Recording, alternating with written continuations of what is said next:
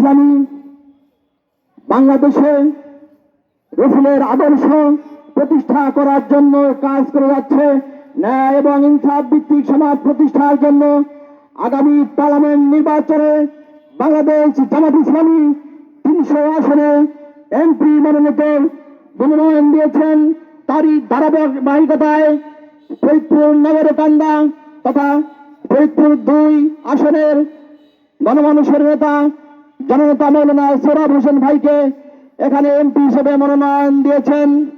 তিনি কিছু সময়ের মধ্যে ইতিমধ্যেই আমাদের মাঝে এসে উপস্থিত হয়েছেন।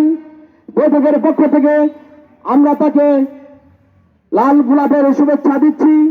সম্মানিত ফুলবাড়িয়াবাসী, এখন আপনাদের সামনে বক্তব্য নিয়ে আসছেন বাংলাদেশ জামাত ইসলামীর অঙ্গ সংগঠন শ্রমিক কল্যাণ ফেডারেশনের সম্মানিত উপজেলা সভাপতি চৌধুরী মাহবুব আলী সিদ্দিকী নসরু। চৌধুরী মাহবুব আলী সিদ্দিকী নসরু ভাইকে তার আলোচনা পেশ করার জন্য অনুরোধ করছি।